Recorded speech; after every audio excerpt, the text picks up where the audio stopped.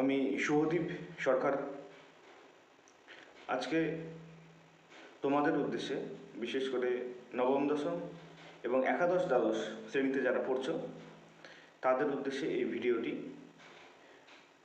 নবম দশম শ্রেণীর এবং একাদশ দ্বাদশ শ্রেণীর যে কবিতাগুলি রয়েছে সেগুলো পাঠ করতে গিয়ে ছাত্রদের কতগুলো বিষয় জানানো জরুরি, যা জানলে তোমাদের এই কবিতাগুলোর মানে বুঝতে বা এখান থেকে যে কোনো প্রশ্নের উত্তর দিতে তোমাদের সুবিধে হবে।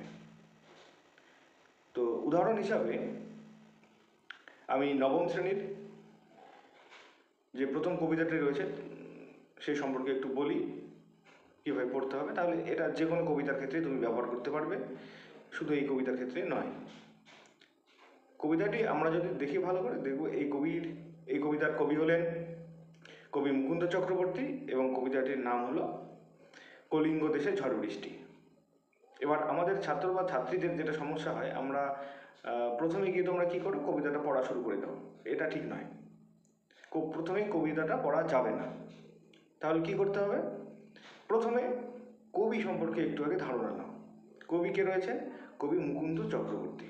তিনি কোন সময়ের কবি, তার একটা কবি পরিচিতি রয়েছে।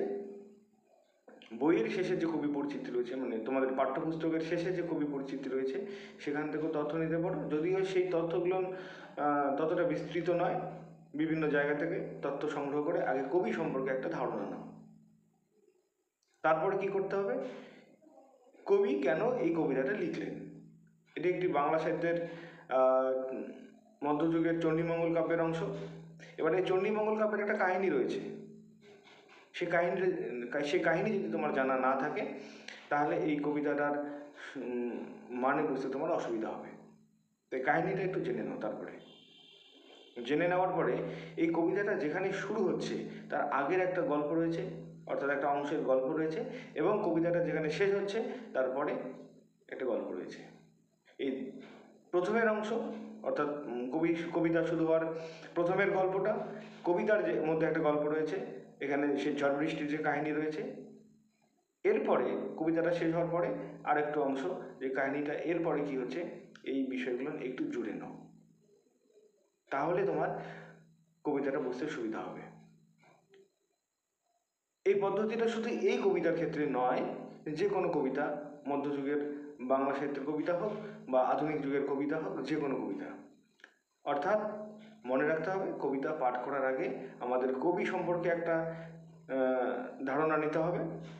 খুব বেশি জটিলভাবে নয়, একটা ধারণা, এবং বিশেষ করে সেই কবির বাস্তবিক জীবন, অর্থাৎ কবি কীরকম জীবন পছন্দ করেন বা কোনো রকম নীতি বা আদর্শে তিনি বিশ্বাসী কি না, এই ধারণাটা নিতে হবে। পাশাপাশি কোন প্রেক্ষাপটে কবিতাটা লেখা হচ্ছে এটা জানা জরুরি। এই বিষয় দুটো যদি মাথায় রেখে যে কোনো কবিতা পাঠ করো, আমার মনে হয় প্রত্যেকটা ছাত্রছাত্রীর বিশেষ সুবিধা হবে। ধন্যবাদ।